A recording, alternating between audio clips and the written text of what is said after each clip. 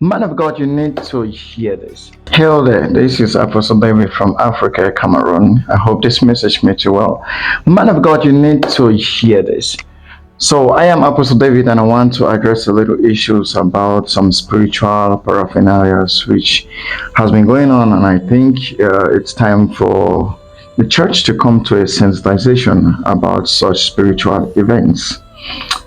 Now, when it comes to spiritual warfare, I personally I love spiritual warfare, but the same way I try by all possible means to avoid spiritual battles, especially useless spiritual battles, battles with no results, battles that doesn't concern me. I flee away from them.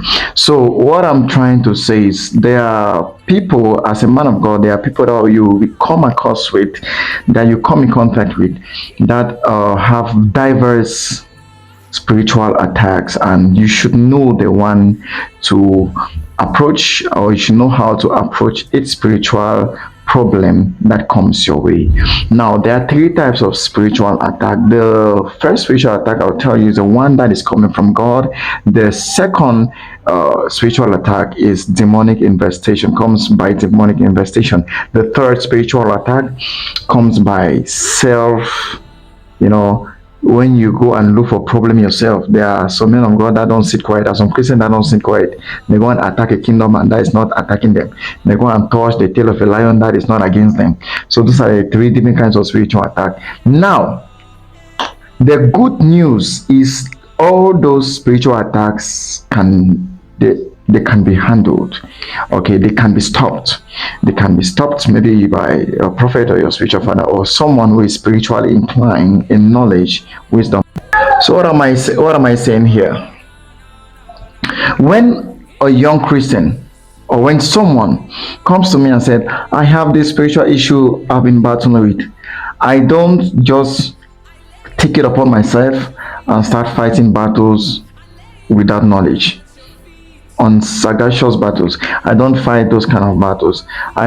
You first of all need to see or know why that person is in such spiritual state. Okay, like I was saying, there are three types of spiritual warfare. We have the one that is orchestrated by God, the one that is orchestrated by demonic infestation, and the one that is propagated. The one that is self-propagated. There are some Christians that don't sit quiet. They just want to bind every demon, casting every demon. They just want to attack any kingdom that is existing somewhere. Kingdom that is minding their own business. The Christians, they just want to attack. And there are some men of God like that, and they are leading Christians to battles that doesn't concern them. And that's how Christians are facing battles that have nothing to do with them. And by the end of the day, there's no reward. Even if they win the battle, there's no reward. Secondly, there's a battle that is caused by demonic infestation.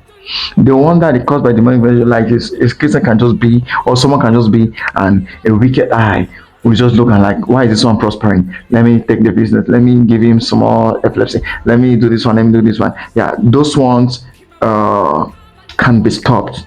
Especially if even by your individual prayers, they can be stopped. By your prayer from your pastor, your high spiritual oracle, can be stopped. The one that is coming from God, man of God, the one that is coming from God should not be stopped, because every Christian has a mode of growth. Every Christian has a process. So every Christian has a process, have a growth process. So there are some people that, in fact, every human being on earth wants to give their life to Christ. There is a battle, whether educational battle, financial battle, spiritual battle, marital battle, or something. There's a battle that God must pass you through, and that is called your training moment. So when a Christian, or when someone comes to explain that he or she is going through spiritual warfare, and you realize that he or she is going through a training process, allow such people to go through their process in peace, man of God, because That is their training process. If you hinder them from going through that process, you have altered a section, a very important section in their growth level. Back in those days, you when you come and explain your problem to me, I just want to fight your battles for you. I just want to, oh my God. Then I realized that I've been spoiling people. Yeah, you've been spoiling people. It's just like your child said, oh my God, math is very difficult. I don't want to study it. I don't want to study it. But you have seen that guy's future or that lady's future. He has to be an accountant, but he or she doesn't like math.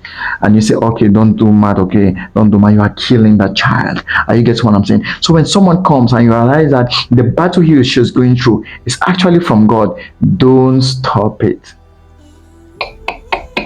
Don't stop that battle. Don't stop it. Encourage a person to be patient and be steadfast and study more of the word of God so that he or she will gain more power, knowledge, and wisdom to fight and walk through that training process. Are you getting what I'm saying? I hope this message meets you well. Man of God, please don't forget, it's not all battles are yours. Christians, not all battles are yours. God bless you. Shalom.